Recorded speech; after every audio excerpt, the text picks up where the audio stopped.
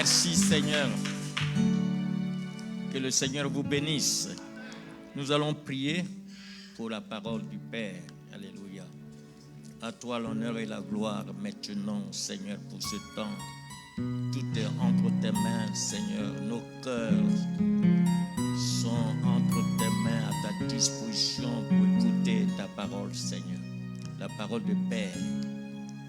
Pour glorifier ton nom, Seigneur. Merci. Toi qui nous as établi piliers de la maison, de la foi de la maison. Nous te bénissons parce que tout est en toi. Ta sagesse, ton intelligence nous remplit pour ta gloire. Merci pour ta présence. Au nom de Jésus. Amen. Amen. Amen. Ah, c'est une grande fête encore aujourd'hui. Les fêtes se succèdent. Hein? Ça, c'est merveilleux. Si on pouvait, chaque jour que le Seigneur nous donne est un jour de fête également. Il faut comprendre cela, parce que nous devons nous réjouir tous les jours, comme la parole de Dieu le dit. Vous savez, la fête des pères est très importante, parce qu'un enfant sans père n'a pas de repère. Puisque tout ce que Dieu a créé, qui ne connaissent pas le Père éternel, n'ont pas de repère. Donc, le Père est très important. Et c'est pourquoi nous devons célébrer, effectivement, et bénir le Seigneur. Alors, notre thème aujourd'hui parle du Père, pilier de la foi dans la maison. Vous savez, le rôle de père dans la maison est essentiel selon la Bible. Le père est appelé à être un pilier de la foi. C'est un guide spirituel. Il est un modèle de responsabilité pour sa famille. Et donc, chaque père doit être conscient de sa responsabilité publique. On ne se marie pas comme ça, on ne devient pas père comme ça. Il faut vraiment une bonne maturité et il faut connaître aussi le caractère du vrai père, le Père céleste, le Père de tous les pères. Alors, je vais partager juste quelques principes bibliques qui illustrent la mission du Père, pilier de la foi dans la maison. La première des choses, premier principe que je voulais partager, c'est que le Père, le pilier de la foi, est le chef spirituel de la maison. Il est le chef spirituel de la maison. Puisque Dieu même qui l'a établi, le Dieu est esprit, notre Dieu est esprit. Donc, le Père est le chef spirituel de la maison. Il doit diriger sa famille vers Dieu. Il doit enseigner la parole. Et lui-même doit vivre ses principes divins dans la maison. On n'enseigne pas, mais il doit être le modèle. Il doit vivre ce qu'il enseigne. La parole de Dieu nous dit qu'il est le sacrificateur de la maison. Comme Christ s'est sacrifié pour son Église, pour son épouse, le Père, le pilier de la foi, doit se sacrifier pour sa famille. Dans Éphésiens chapitre 5, verset 25, à partir du verset 25, nous voyons, il est écrit « Marie, aimez vos femmes comme Christ a aimé l'Église et s'est livré lui-même pour elle. » Il a aimé l'Église, il s'est livré lui-même pour elle. Ah, c'est pour cela que le Père il est le pilier de la foi dans la maison. Il doit savoir qu'il est sacrificateur dans la maison. Il doit se livrer pour sa famille, pour sa femme, à commencer par sa femme. Il est dit afin de la sanctifier par la parole, après l'avoir purifiée par le baptême d'eau, afin de faire paraître devant lui cette église glorieuse, sans tache ni ride, ni rien de semblable, mais sainte et irréprochable. C'est ainsi que les maris doivent aimer leurs femmes comme leur propre corps. celui qui aime sa femme s'aime lui-même. Alléluia. Un amour vraiment, un amour sacrificiel qui doit dégager dans la vie du Père qui est le pilier de la foi. On n'est pas pilier de la foi dans la bouche, mais c'est l'amour du Père qui doit être dégagé, un amour sans condition, un amour qui nous amène à un sacrifice véritable, à sanctifier nos épouses, alléluia, par la parole, les mettre à part. Le Père pilier de la foi, il dirige sa famille comme Josué, le texte principal que nous avons vu, Josué chapitre 24, verset 15. Comme Josué a dirigé sa maison, alléluia, sa famille. Josué dit, il a dit aux enfants d'Israël, vos pères, il dit maintenant, à partir du verset 14, maintenant craignez l'Éternel et servez-le avec intégrité et fidélité. Faites disparaître les dieux qu'ont servi vos pères de l'autre côté du fleuve et en Égypte et servez l'Éternel. Vous voyez que Josué emmène le peuple d'Israël à se détacher de tout ce qui est idole, se détacher de tout pour adorer le Père. Il les entraîne vers le Père, vers l'adoration du Père, le Père céleste. Il donne ses enseignements. Et si vous ne trouvez pas bon de servir l'Éternel, choisissez aujourd'hui qui vous voulez servir, ou les dieux que servaient vos pères au-delà du fleuve, ou les dieux des Amoréens dans les pays desquels vous habitez. Vous voyez, il donne des instructions aux enfants d'Israël et il les exhorte à servir le Seigneur, à servir le Père céleste. Il dit, si vous ne pouvez pas, moi et ma maison, nous servirons l'Éternel. Alléluia. Ça, c'est le pilier de la foi, celui qui est chef spirituel de la maison. Moi et ma maison, nous servirons l'Éternel. Les pères doivent emmener les enfants à la foi véritable. Il y a des pères qui sont irresponsables. Ils sont chrétiens, même responsables dans l'église, et leurs enfants ne sont pas emmenés à la foi. Ils ne gênent pas, ils ne prient pas pour la conversion de leurs enfants, alors qu'ils doivent transmettre ce qu'ils ont reçu. C'est très important, comme Josué le dit ici. En parlant au peuple, c'est que lui-même, dans sa propre maison, il a discipliné sa maison à marcher avec le Seigneur. Il dit, moi et ma maison, nous servirons l'Éternel. Le père, dans la foi, ne doit pas provoquer les enfants, ne doit pas les amener à la colère. C'est un avertissement qui est retrouvé 2 fois dans les Écritures. Quand vous lisez Éphésiens 6, 4, il est dit, et vous, pères, n'irritez pas vos enfants, mais élevez-les en les corrigeant et en les instruisant selon le Seigneur. Corriger, instruire, c'est différent d'irriter les enfants. Il ne faut pas les provoquer, les entraîner à la colère, à la désobéissance. Alléluia. Donc, ce sont des commandements. On ne donne pas, le Père irrite les enfants par des commandements déraisonnables,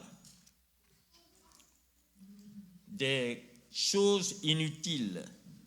Il manifeste aussi la colère qui entraîne les enfants, qui détourne les enfants. Parce que tu parles de la foi, et puis après, tu donnes des commandements qui sont déraisonnables.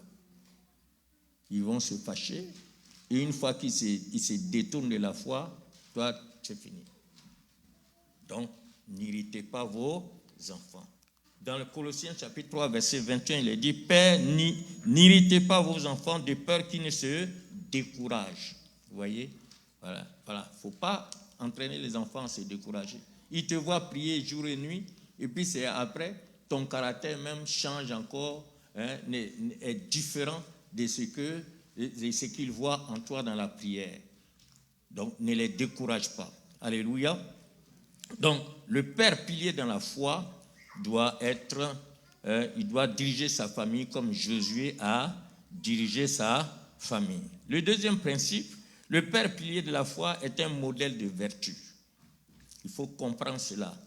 il doit incarner les valeurs de la foi, d'intégrité et la sagesse pour guider ses enfants. Et c'est très important. Proverbe chapitre 22, verset 6 dit « Instruis l'enfant selon la voie qu'il doit suivre, et quand il sera vieux, il ne s'en détournera pas. » Et dans 1 Corinthiens 11, 13, Christ est le chef de tout homme, l'homme est le chef de la femme, et Dieu est le chef de Christ.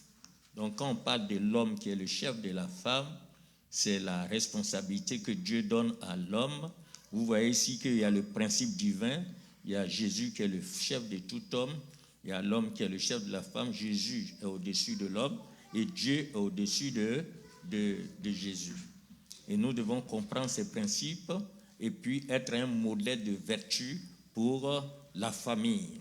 Il doit fournir une formation spirituelle à ses enfants, à sa famille.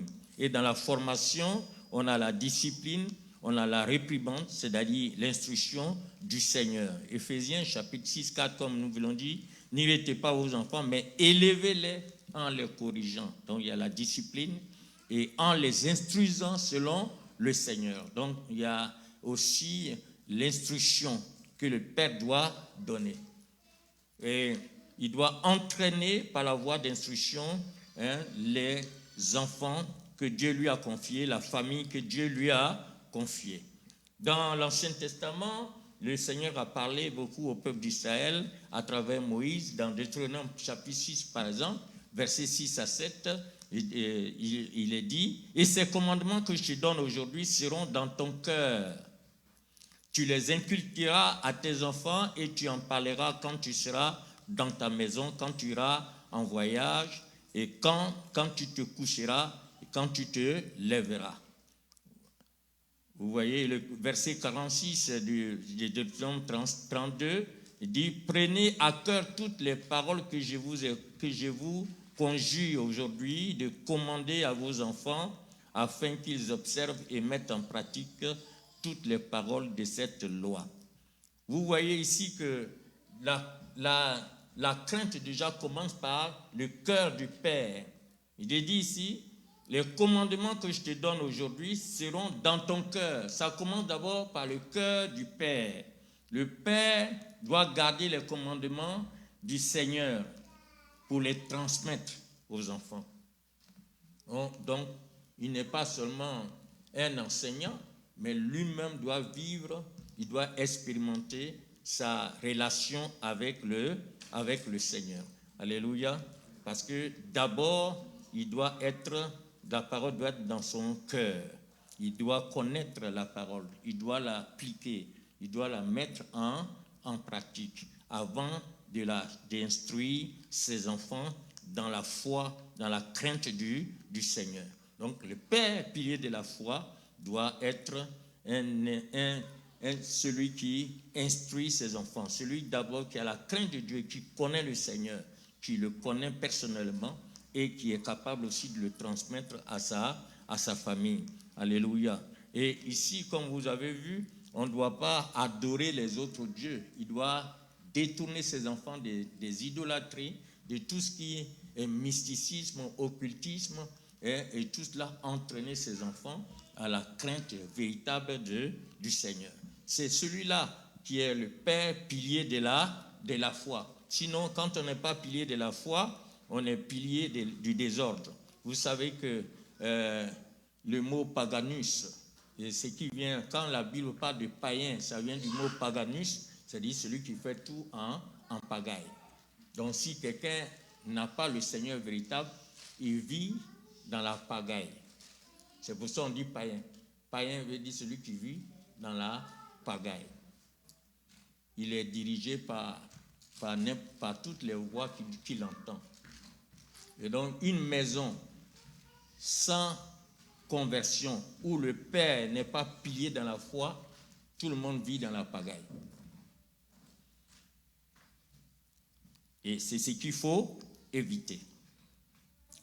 Le Père doit fournir aussi une discipline, mais la discipline doit être aimante.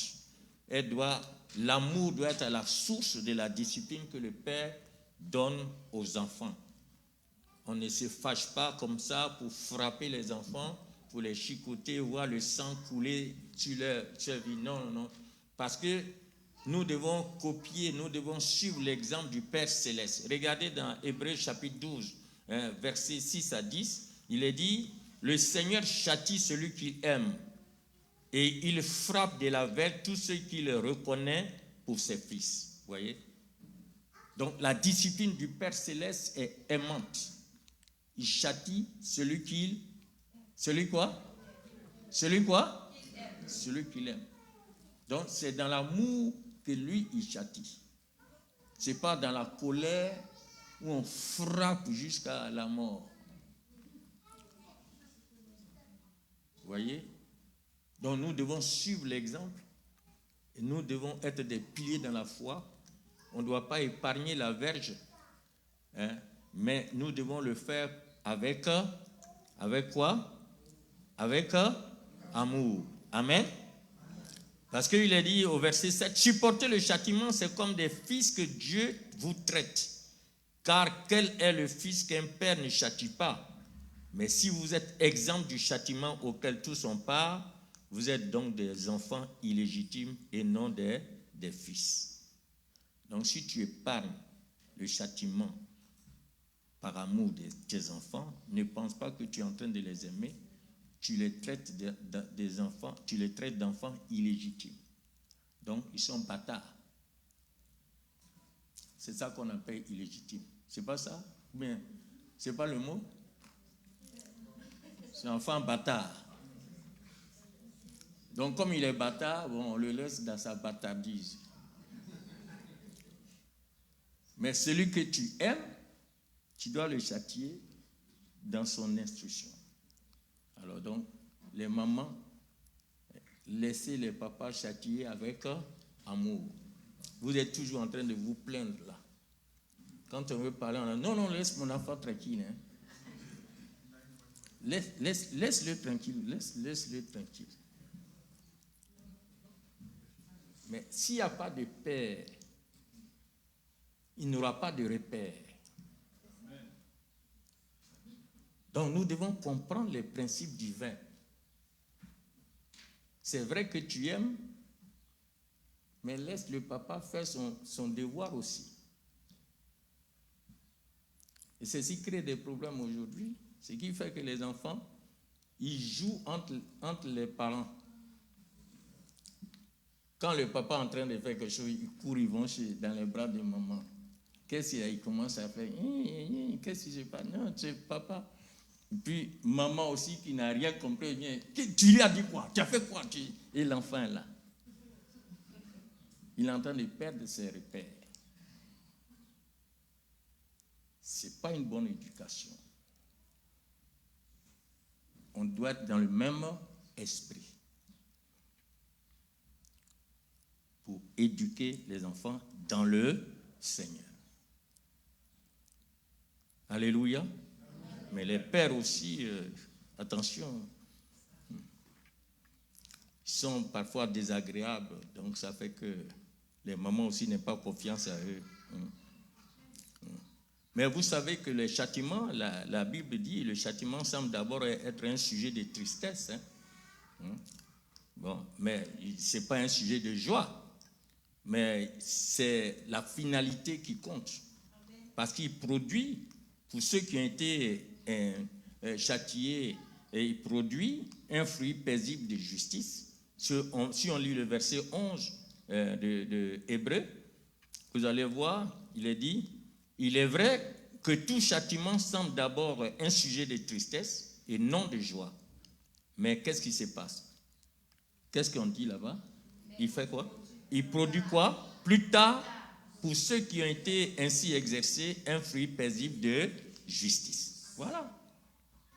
Nous sommes tous passés par là. Vous savez, c'est que j'aime, pourquoi j'aime toujours aller au village. Et puis en Afrique, d'ailleurs, un enfant est éduqué par tout le monde. C'est ce qui nous manque ici. Au village, tout le monde éduque l'enfant. Si tu trouves l'enfant de quelqu'un en train de faire quelque chose qui n'est pas bonne, tu peux le châtier là. Quand tu le châties, tu lui dis, bon, si tu vas à la maison, dis à ton papa que c'est moi qui t'ai châtié.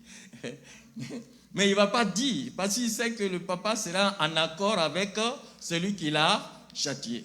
Mais en Occident, ce n'est pas ça.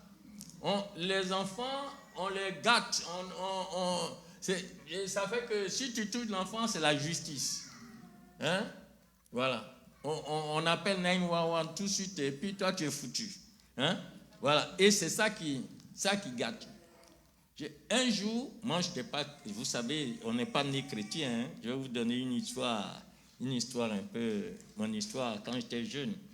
J'étais au village et puis il y a des jeunes filles là qui vendent du pain. C'est des petites filles musulmanes. Hein? Elles vendent du pain, beaucoup de choses. Elles mettent des cuvettes comme ça. Et puis elles vont de village en village. Donc un jour, la jeune fille, elle passait et puis elle a insulté mon petit frère. J'étais fâché et puis je l'ai frappé et j'ai pris toute sa cuvette là, j'ai distribué à tout le monde. Et puis, notre campement n'était pas loin du village. Donc, j'ai couru, je suis allé là-bas, je suis assis sur comment on appelle, l'avocatier. J'ai planté des avocatiers, c'est là-bas, je reste toujours pour cueillir mes trucs. Je suis allé m'asseoir. Je vais aller m'asseoir là-bas. Comme c'est pas loin, c'est juste à 500 mètres du village. La petite allait se plaindre au chef du village. Ils ont fait des enquêtes. On dit non, c'est Daniel là qui a fait. Donc, les gens sont venus me chercher. C'est tout le village. Hein. Ils sont venus me chercher. Je suis descendu. Ils m'ont emmené chez le chef du village. Ils ont préparé du piment. Ils ont mis dans la cuvette. Ils m'ont demandé, j'ai dit oui, c'est moi. Ils ont mis tout ça et puis tous les gaillards là sont venus me saisir et ils ont lavé mon visage. Heureusement que j'ai fermé fort mes yeux, donc ça fait que ils ont mis du piment quand même. Vous voyez, ils ont mis sur mon corps et puis m'ont exposé au soleil. Comme j'ai fermé fort mes yeux, ça n'a pas touché mes yeux. Mais quand même, ils m'ont mis au soleil. Ils m'ont corrigé. Ça là, à partir de là, j'ai jamais... j'ai arrêté même de faire parole avec quelqu'un et quoi que ce soit. Parce que c'est tout le village. Personne ne peut se plaindre. Ouais, donc le châtiment, c'est vrai que il semble d'abord un sujet de tristesse, mais après, il y a la formation derrière. Donc, tout père, pilier de la foi, doit entraîner ses enfants à l'instruction. Le troisième point que je voulais traiter avec vous aussi, c'est que le père, pilier de la foi, est le protecteur et le pourvoyeur de la maison, comme la Bible le dit. Un père veille sur le bien-être matériel, le bien-être spirituel de sa famille. Il doit assurer la sécurité et la stabilité dans la famille. D'ailleurs, ce que les femmes aiment, c'est ça. Ce n'est pas quelqu'un qui est beau, qui fait tout, mais les femmes aiment beaucoup celui qui assure la sécurité. Il faut qu'elle soit en sécurité. Tu ne vas pas être avec quelqu'un, il est beau et puis c'est un vulgaire, il ne vaut rien, il est là. Ça n'a pas de sens, quoi. Hein? Mais si quelqu'un s'impose, il a vraiment la femme sait qu'elle peut être en sécurité. Elle sait aussi que ses enfants peuvent être en sécurité. Le père doit jouer ce rôle. Et en même temps, quand on parle de sécurité, donc on parle de bien-être matériel, de bien-être spirituel. Alléluia. Il doit fournir tout ce qui est nécessaire à la vie de sa famille. Et ça, c'est très important. La Bible dit que les fils sont un héritage de l'Éternel, une récompense du Seigneur. Donc nous devons savoir en tant que père que les enfants que nous avons là, c'est l'héritage du Seigneur. C'est la récompense du Seigneur. Regardez dans Psaume chapitre 127, voyez, versets 3 à 5. Lisons le passage. Voici des fils sont un héritage de l'Éternel. Le fruit des entrailles est une récompense. Donc les enfants que tu as là, ce n'est pas pour toi. C'est l'héritage de l'Éternel. C'est pourquoi il faut les gérer selon le plan de Dieu. Il faut les éduquer selon la parole du Seigneur. Comme des flèches dans la main d'un guerrier, ainsi sont les fils de la jeunesse. Heureux l'homme qui en a rempli son carquois, ils ne seront pas confus quand ils parleront avec des ennemis à la porte. Voyez? Donc les pères devraient subvenir aux besoins de leurs enfants qui sont un héritage pour l'Éternel. Dans 2 Corinthiens chapitre 12 verset 14, il dit « Voici pour la 3e fois, je suis prêt à aller chez vous et je ne vous serai pas point en charge. Car ce ne sont pas vos biens que je cherche, c'est vous-même. Ce n'est pas en effet aux enfants à amasser pour leur père, pour leurs parents, mais aux parents pour leurs enfants. » Amen. Voilà. Vous voyez, les enfants, le père, il doit tout faire pour ne pas être à charge aux enfants. Hein? Parce que c'est lui qui doit travailler. Et ce sont les pères qui préparent toujours l'héritage des enfants. Ce n'est pas les enfants qui doivent préparer l'héritage des pères. Vous voyez? Ici, en Occident, les gens ont bien compris. Mais en Afrique, nous, ce qu'on fait, on éduque les enfants quand ils grandissent et on s'attend à eux maintenant, au retour. Hein? Voilà. On dit, d'ailleurs même, il y a quelqu'un qui a dit, nourris tes enfants, quand ils seront vieux, ils vont te nourrir. Vous voyez? Ça, c'est écrit même dans un livre. Hein? Voilà. Donc, la Bible dit, les pères doivent préparer l'héritage des enfants. Ce n'est pas eux qui doivent dépendre des enfants. Et donc, le père, pilier de la foi, doit faire la même chose. C'est pour ça qu'il doit travailler dur. Il doit fournir, voyez, tout ce qu'il faut pour les enfants. Le père travaille. Alléluia. Nous sommes dans un monde qui a changé, qui a été bouleversé, qui n'est plus sous l'obéissance de la parole de Dieu. En fait, les mamans devraient être à la maison, s'occuper des enfants, et les pères devaient travailler. C'est ce qui se faisait au village. Vous voyez? Voilà. Et ça, c'est la bonne démarche. Quand c'est comme ça, chacun a sa place. Mais ici, là, tout le monde bosse. Tout le monde est busy. Hein? Voilà. Donc, si toi, tu ne travailles pas, tu ne fais pas la cuisine, quelqu'un va venir, c'est madame qui va venir, va te voir, elle va te gronder, et puis, bon, qu'est-ce que tu vas faire? tu es obligé de comprendre. Hein? Vous voyez? Mais normalement, la Bible nous dit, les pères doivent s'occuper de leur famille. Comme ça, l'autorité paternelle est là. Vous voyez? Or, ici, il y a trop de problèmes. Le père a perdu son autorité. Des fois, la maman gagne plus que le père. Ton salaire est plus élevé que le salaire du papa. On dit, mais à la maison, qu'est-ce que tu fais ici? C'est moi qui m'occupe de tout ça là. Toi-même, tu fais quoi ici là? Et le papa, il est dans ses bottes là-bas. Comment il va faire? La situation devient compliquée. Tout est renversé. Hein? Tout est renversé. Vous voyez? Hein? Donc, les papas sont obligés de travailler dur. De travailler dur pour garder leur dignité. Vous savez, ces choses-là sont naturelles. Hein? C'est naturel. Quand le papa ne fait rien, lui-même, il n'est pas content. Ou bien c'est faux? Parce qu'il voit que vraiment sa dignité est un peu bafouée. C'est pas normal qu'il voit toujours sa femme aller travailler, lui il fait rien. Ça c'est difficile. Parce que c'est inné. Parce que c'est dans l'esprit. Parce que c'est la parole de Dieu. Vous voyez? Donc, les mamans, si vous avez trouvé quelque chose à faire, restez tranquille là-bas.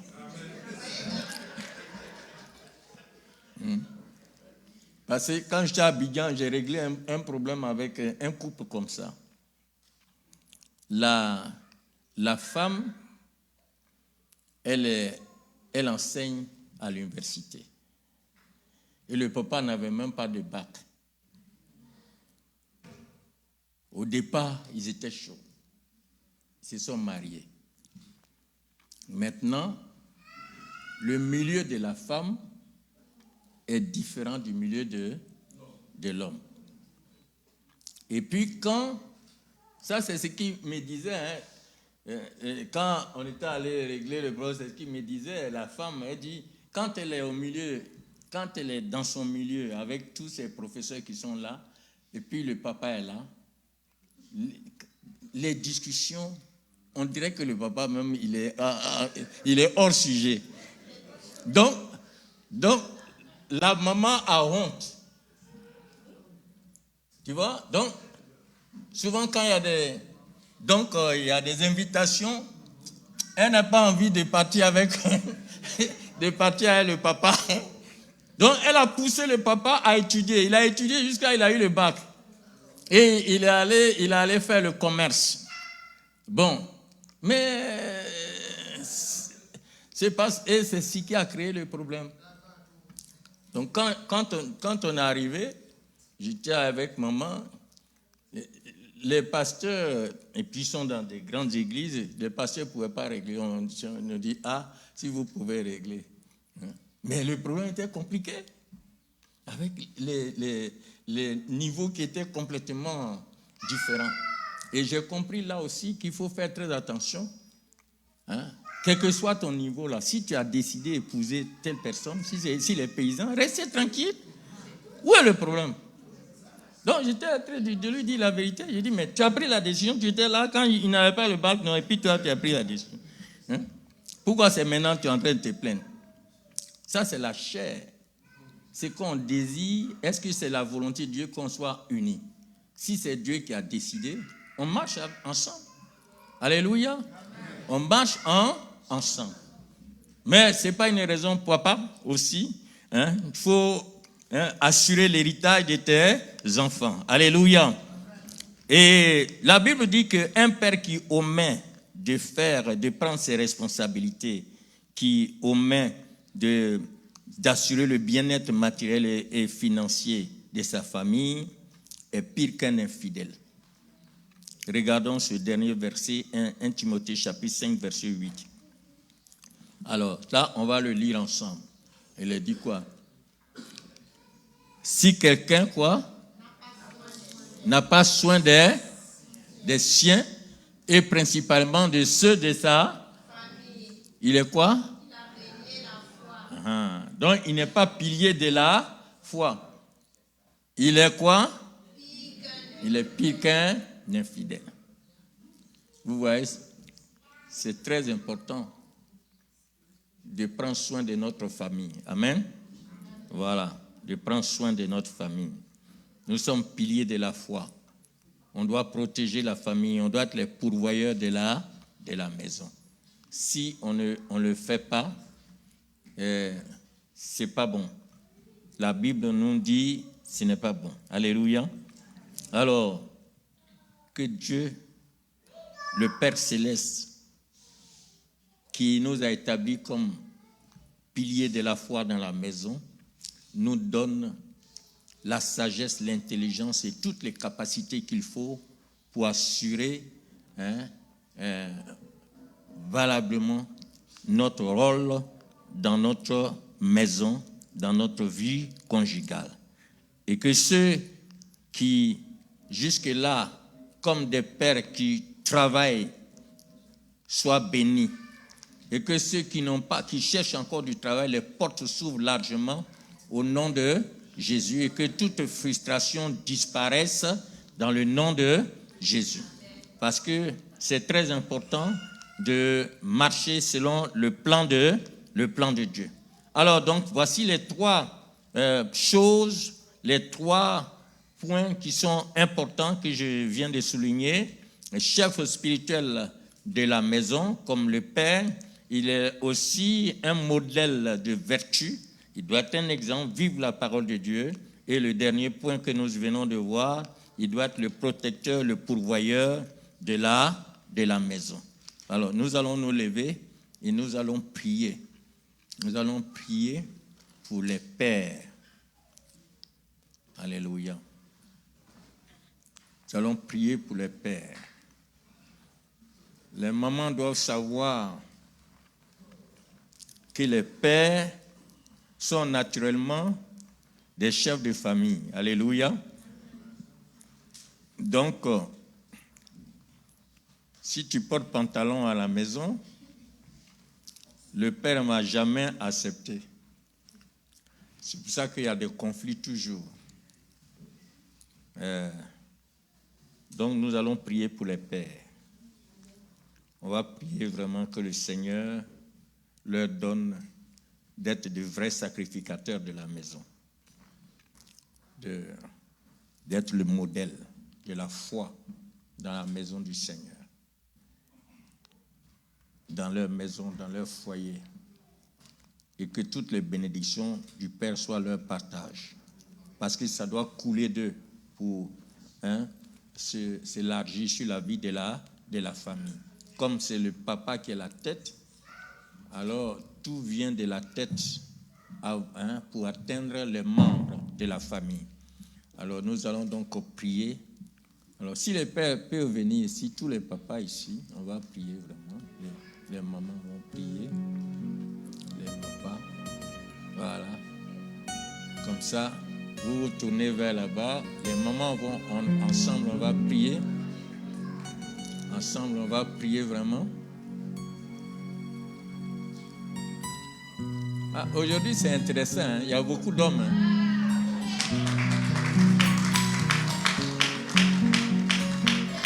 Habituellement, il y avait beaucoup de femmes, mais aujourd'hui, là, c'est intéressant.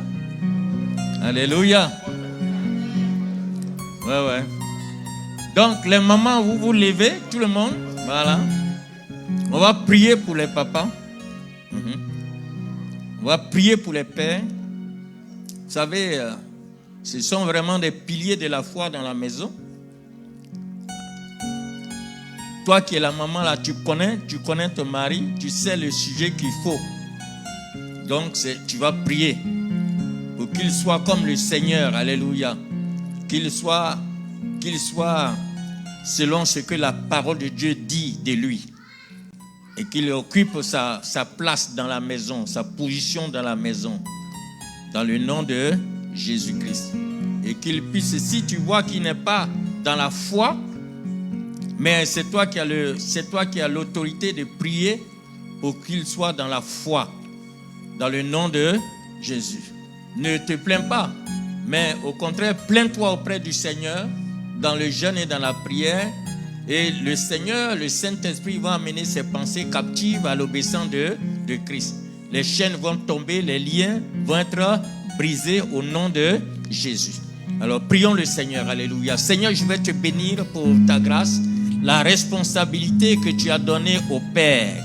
Je te bénis pour ta puissance dans la vie, Seigneur, de tes enfants qui sont devenus pères, comme Seigneur Jésus, le modèle que toi tu as donné. Tu es le Père céleste.